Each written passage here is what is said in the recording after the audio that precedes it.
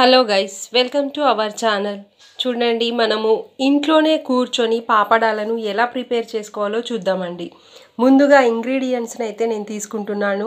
First ఒక glass బియ్యపిండి తీసుకోవాలండి. తర్వాత అదేవిధంగా ఒక గ్లాసు వాటర్ తీసుకోవాలండి. 1 table spoon salt, 1 table spoon జీలకర్ర, అదేవిధంగా కొద్దిగా వామ, తర్వాత నువ్వులు కూడా తీసుకున్నానండి. ఈ విధంగా తీసుకున్న తర్వాత స్టవ్ ఆన్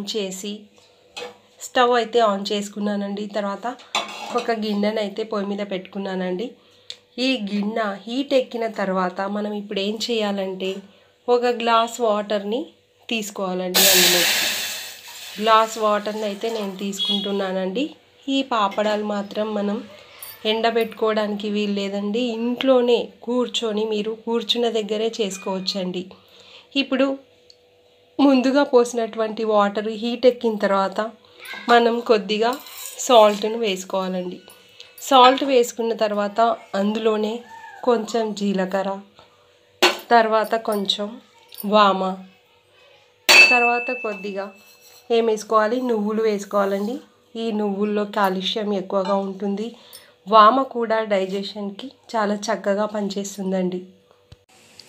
చూడండి, ఇప్పుడు వాటర్ అయితే మరుగుతున్నాయండి. మరుగుతున్నప్పుడు మనం తినే సోడాను కొద్దిగా వేసుకోవాలండి.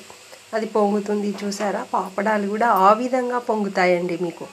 ఇప్పుడు వాటర్ మసులుతున్నాయి కాబట్టి మనం బియ్యపిండిని యాడ్ చేసుకోవాలండి. ఇందులో బియ్యపిండిని పోసుకుంటూ కలుపుకోవాలండి. ఈ విధంగా అది దగ్గరికి వచ్చేస్తుంది.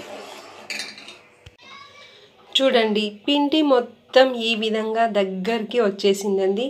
మొత్తం ఉడికిపోయిందండి పిండి. చాలా స్మూత్గా ఉందండి. ఈ విధంగా ఉన్న తర్వాత మనం ఏం చేయాలి, స్టవ్ ఆఫ్ చేసుకోవాలండి. స్టవ్ ఆఫ్ చేసుకున్న తర్వాత ఒక మూతనైతే పెట్టుకోవాలండి. 1 అవర్ తర్వాత అది చల్లారిన తర్వాత మనం పాపడాలను ప్రిపేర్ చేద్దాం. 1 స్పూన్ ఆయిల్ని అయితే యాడ్ చేసుకోవాలండి.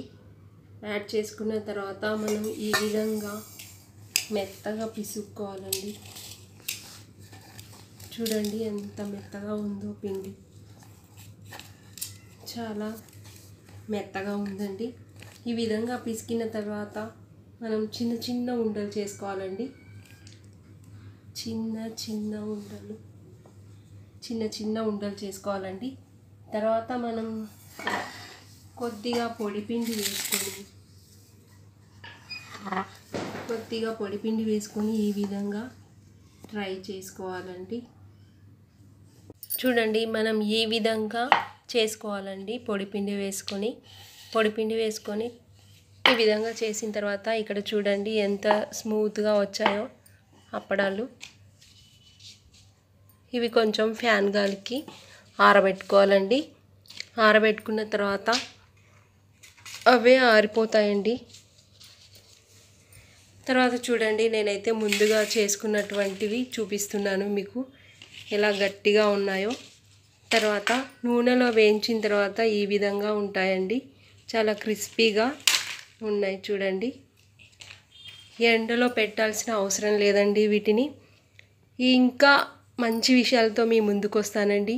ఈ వీడియో కనుక నచ్చినట్లయితే like, share and subscribe our channel.